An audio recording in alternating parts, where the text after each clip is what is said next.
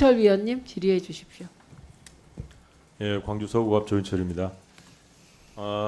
건너편에 지금 당연히 있으셔야 될 우리 여당 의원님들이 한 분도 안 계신 게 상당히 안타깝고, 이런 사안을 가지고 국회에서 청문회 하는 것도 안타까운 사실입니다. 지금 전반적으로 이게 우리 여당 의원님들도 아침에 말씀하셨습니다마는 조사가 제대로 진행이 돼서 그걸 기다려라라고 하는데, 그러면 다 해결된다. 그래서 우리 야당이 좀 기다려라라는 말씀을 많이 하셨습니다. 그러나 기다릴 수가 없습니다. 조사가 제대로 진행되고 않기 때문입니다. 행정에는 기본적으로 행정이 유지가 되려면 가장 중요한 게 신뢰성이라고 봅니다. 그 신뢰성을 확보하는 데 있어서는 일관적인 동일 사안에 대해서는 동일한 결과가 나와줘야 되는데, 불공평하고 동일하지도 않고 일관적이지도 않은 결과들이 계속해서 나옵니다. 결국 현 정부의 행정 시스템이 전체적으로 망가졌다는 이야기입니다. 여기에서 국회가 나서서 청문회 제도라는 걸 이용해서 그 팩트를 정확히 파악하고 결과를 알려드려야 되는 것은 국회의 몫일 수밖에 없습니다. 그래서 여기 오신 분들도 이런 자세로 충실하게 답변 좀 해주셨으면 쓰겠습니다.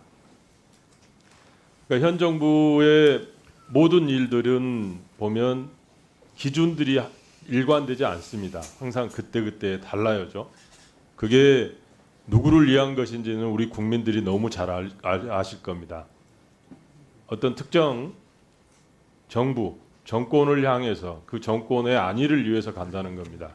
우리 공직자들은 절대 그래서는 안 된다는 게 사실이고, 법으로도 정치적 중립성을 확고히 지키라는 우리 법의 조항도 있습니다. 근데 그게 전혀 지켜지지 않으면서 행정의 신뢰성을 다 깨뜨리고 있는 게 안타까운 현실입니다. 방심이 우리 최초에 공익 제보를 하신 게 12월 23일인가요?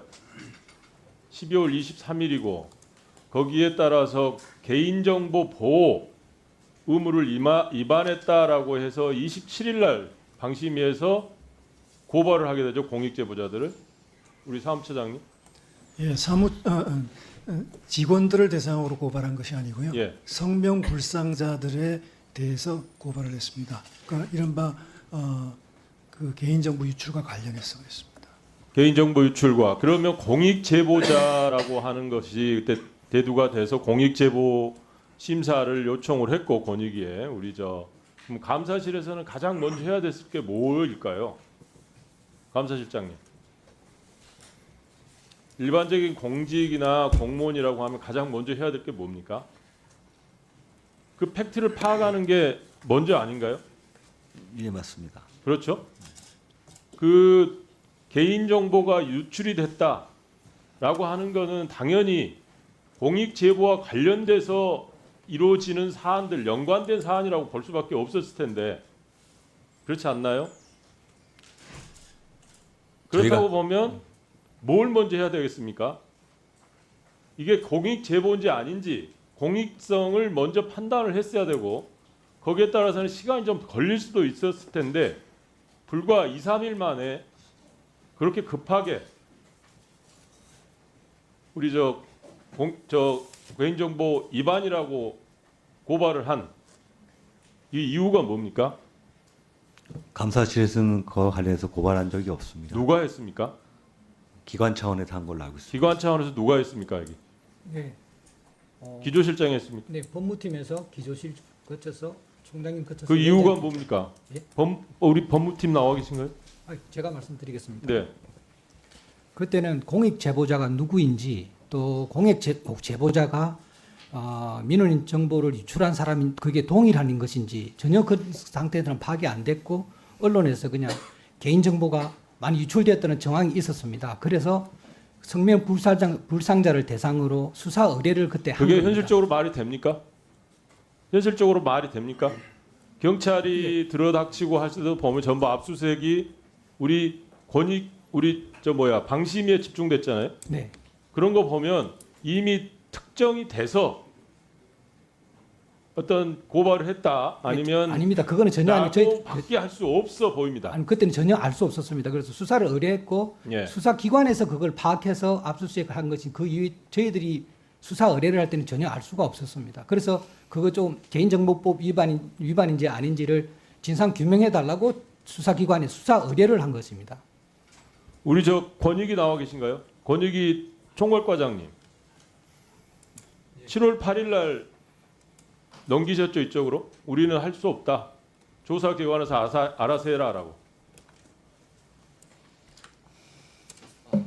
위원님, 그 저희가 이해충돌 방지법 위반 행위에 대해서 처리 결과는 이첩, 종결, 송부 이렇게 하도록 되어 있습니다 법령에. 그런데 이첩이라는 것은 이제 송부라는 처리 유형은 이첩 대상이 명백하지 않고 종결 대상이 명백하지 않을 때 하는 유형의 사건 아니, 처리 그거를- 결과입니다. 그거를 누가 거기에서 제기가 돼서 거기서 공익 제보가 일어나서 거기에 있는 분이 누군가 했을 텐데 당신들이 조사해서 넘기십시오, 조사하십시오라고 넘기는 게 정상적인 거예요.